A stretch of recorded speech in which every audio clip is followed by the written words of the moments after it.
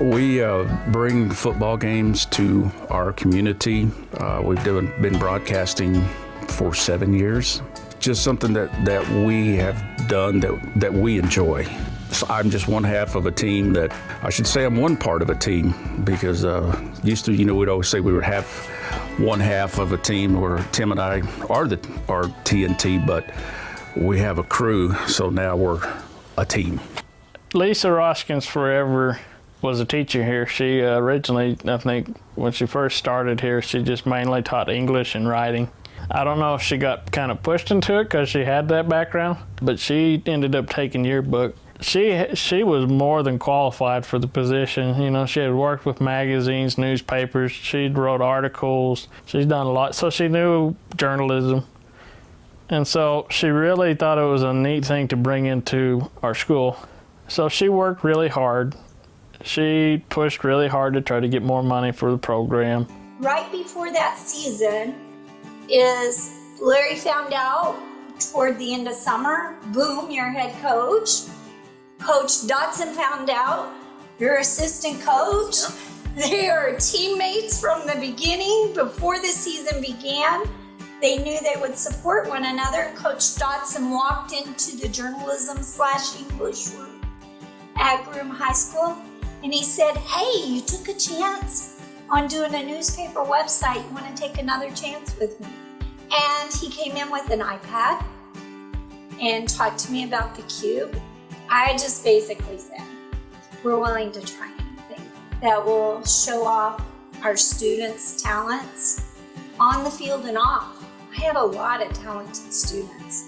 So we did it. We just threw ourselves fully into trying this broadcast. I was approached by Coach Dodson and Lisa Roskins, who was the journalist teacher at the time. And they knew that I had done radio in college, and I'd done it when I was stationed at Perryton. And they said, look, we'd like to broadcast our football games, and they want to do it over the internet. And they said, would you give it a go? And I said, sure, I'll give it a go. So I did one game by myself. It was a Headley game. I think Garrett might have been, it was his sophomore year. And when I did the game, I realized, I'm like, wow, that's a lot. And, I knew I couldn't do it by myself week after week.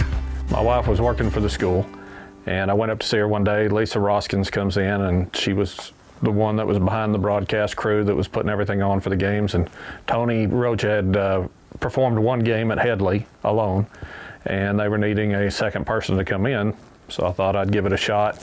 So Tim just put that headset on, and we told him, you're live.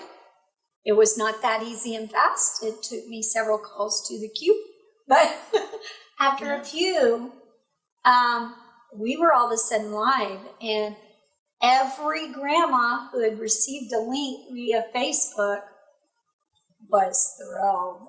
I don't remember a whole lot about calling the first game.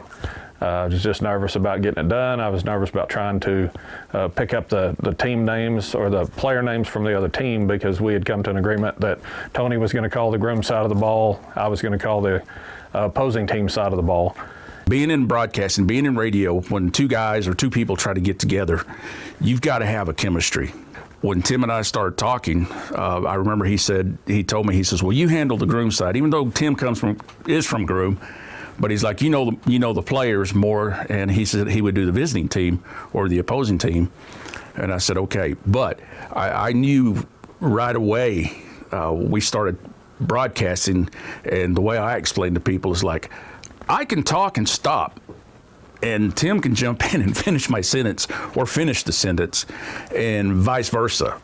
And now throughout the years, I mean, it's natural. I mean, just he and I go back and forth, and we talk, and we're actually talking. We're not just sitting there waiting. I'm not making fun of anybody else, but we've listened to some other broadcasters, especially guys that do it by themselves, and there's just like this awkward silence.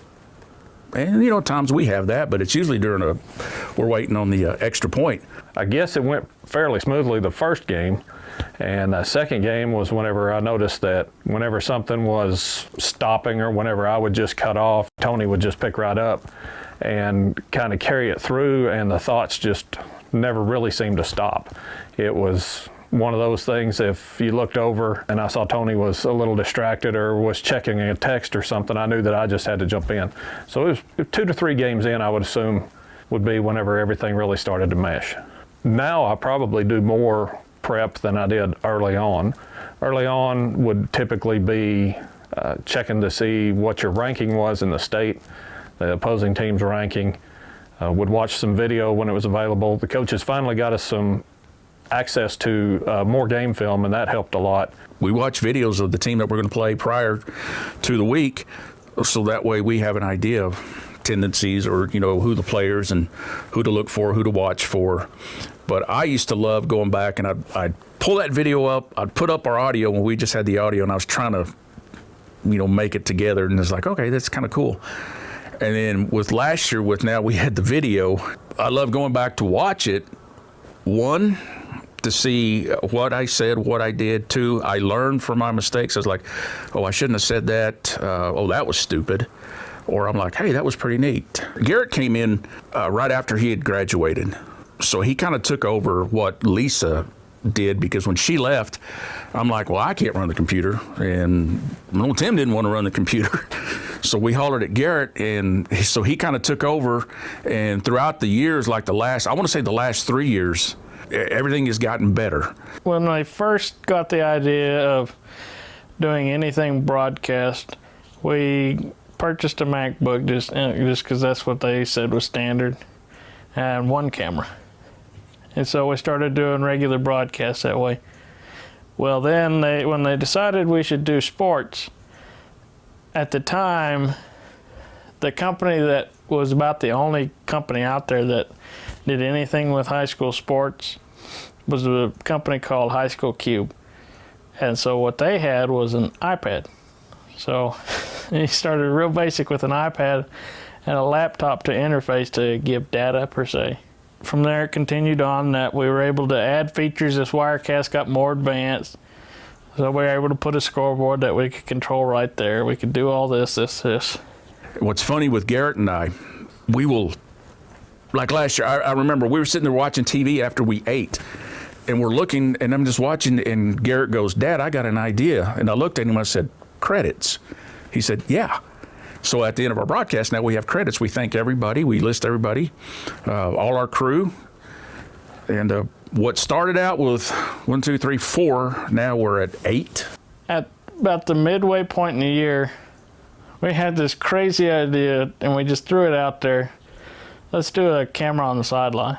And so the first time we did that, it just blew everybody away. They're like, that's cool to be able to see it on the sideline. Then Wirecast decided to do an update, and they let us add more interfacing graphics, so that created another job for me to try to do and balance out that year, which was run a scoreboard and run a live broadcast and try to watch what the cameras were doing and kind of pick and choose from there. So towards the end of the year, a good buddy of mine who was in journalism with me decided he wanted to just jump in and be a part of this. And I said, more power to you, because the more help I could get, the better. We got our main camera guy, and we got 2 sideline cameras, and now we have Garrett, who basically is the director, producer, technical director, Matthew Bowen, who comes in and he handles all the camera shots, calls all the camera shots, and Matt Stoltz, we call him Junebug, and he handles all the graphics. And that, like I said, from a few years ago to last year to this year, everything is just it's improving, and I'm sure next year we're going to have something even better. The best part of calling these games is the fact that we get to bring a game to people that can't show up to a game.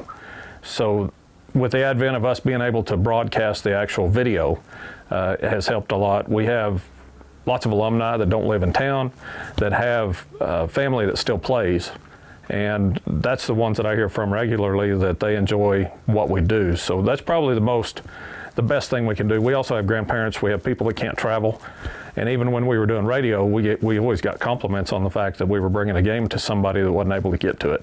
So that would be the best part of it, I would say. The second part is being able to give the kids something to be proud of. And that was, Tony and I had agreed early on that this was about the kids and about giving these kids airtime, which is why we decided to have Tony call groom, I would call the opposing team, because the opposing team deserves just as much recognition. I mean, those kids are out there giving it their all. I have learned this year from the coaches that the players, like as soon as the game is over, they get on their mobile devices and they're watching the game. They're wanting to replay it, and they're liking it, and it makes me feel good. First thing for me, I usually just watch it the first time for enjoyment, just to see what we did good, see what we did wrong. And then the second time, I usually watch it a couple times, and then I'll study what we did wrong and why we did it wrong and what happened and what we did right and how we did it right and stuff like that. Exactly. And the best part about it is the instant replays. That's really a good addition to it, going back to it and being able to see what actually happened. We're not getting paid for it, but we do have sponsors, and that helps with gas, meals, and it's actually helped with some of the equipment.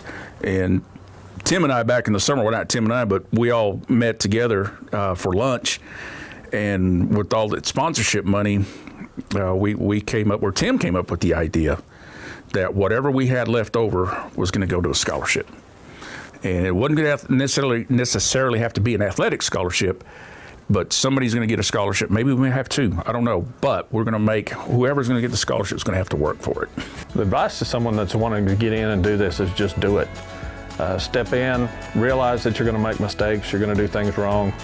When you listen to yourself, you're going to think, I'll never do this again. But the best thing you can do is just do it. And that's kind of how I've kind of had my whole business life, my whole personal life is, if you got an interest, attack it. If it's no good, get away from it. But you got to give it a shot if you're wanting to do it. So groomtigertimes.com is the easiest way. Same thing on Facebook. Garrett has been really good about putting a link so people can get to it real easy. For the last few years, we've been on a radio station during the playoffs. We've been lucky. And Tim and I, Garrett, and a few others, we've been fortunate to call 4 state championship games. So, and I enjoy it. It's a pleasure. It's an honor when we get to do that, and it's fun.